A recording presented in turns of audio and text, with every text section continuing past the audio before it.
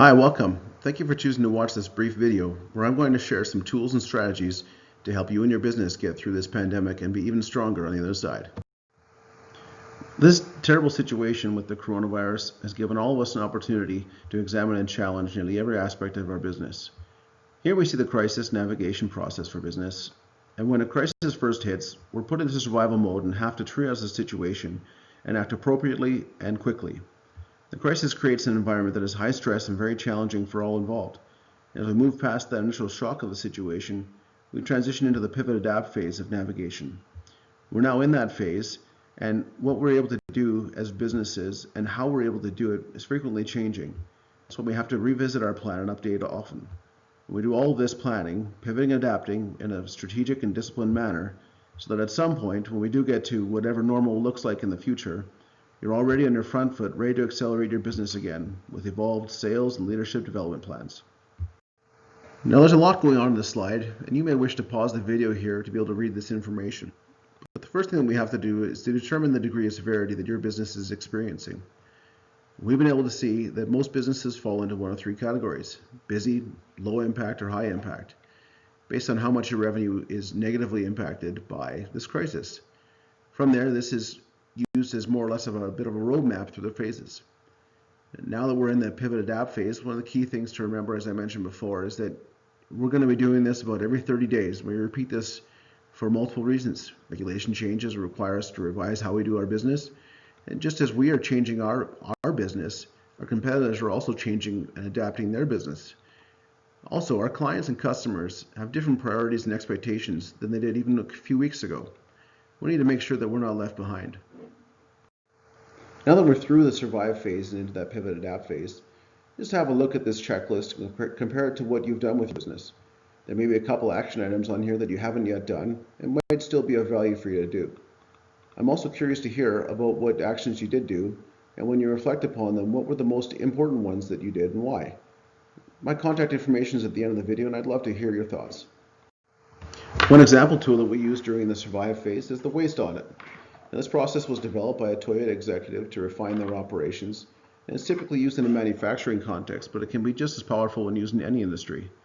We use this tool to explore the 7 types of waste for brainstorming ideas and areas of waste in your business, and then for each area, we identify the cost of the waste in your business and how easy it is for your business to remove that waste. We then use the cost and the ease of removal. These factors are used to help us prioritize what action items and what areas of waste we want to eliminate first. And the best thing about this waste audit is that you can do it more than once. You can keep finding new areas of waste and new ways to tackle. And just like any skill, the more we do it, the better we get at it. And now that we're in the pivot and adapt phase, here's some things that you want to think about doing for your business now. You're going to want to update your 21 and beyond vision with consideration for the coronavirus and any impacts from COVID-19. Review all of your key processes for goodness of fit in the current environment. How do you manage your workflow? How do you do your recruiting and training of staff? What's business development look like for you now? We're going to want to check in with our key competitors. How are they doing? Check out your own and review your own product and service mix. Prepare a SWOT analysis and do this repeatedly because opportunities and threats are very fluid in these times of crisis. After we do all that analysis, we're going to prioritize 3 key strategies, integrate them with some change success factors, consolidate all of that into a one-page plan that will help guide your actions for the next 30 days, and then repeat every month. Now, as noted on the previous slide, we must review our key competitors. One way that we do that is with this competitor analysis tool.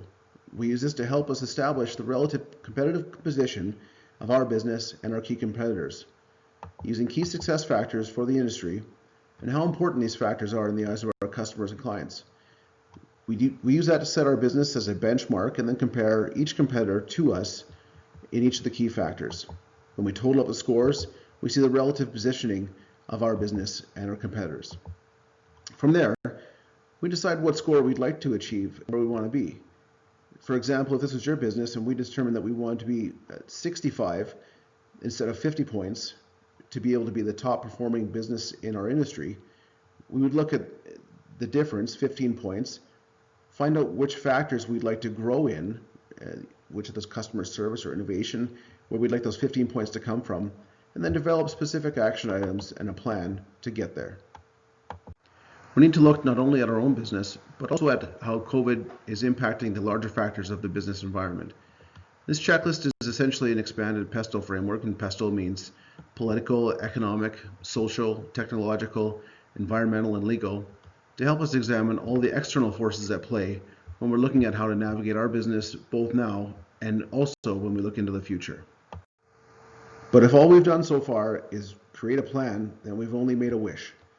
We need to document that plan in a concise one-page plan that will govern our actions for 30 days. Keep in mind, we need to keep that current, weekly reviews, communicate that plan to our stakeholders and our team members with accountability and KPIs on all action items. We want to be able to pivot and adapt as much as we need to as we gain more insight and knowledge on the various issues impacting our business. Finally, one of the last things to help make sure that we do this and we follow up upon our one-page plan is to lock in some accountability loops between you, your team members, as well as us, your external advisors. We can help you navigate these next few months during this COVID-19 plan. So from here, reach out to me. Let's set a time, place, and a format. Maybe it's a Zoom call. Maybe it's an outdoor meeting where we're 2 meters apart. Get your key team members involved. Let's flesh out and document your own customized one-page plan. We're going to help you review that plan weekly, pivoting and adapting along the way on our way to helping you and your business prosper and thrive. So I hope you enjoyed learning more about some of the tools and strategies that we use to help you and your business get through and be even stronger after this pandemic is behind us. Thanks so much for watching. Please reach out and let me know how we can help. Thanks again.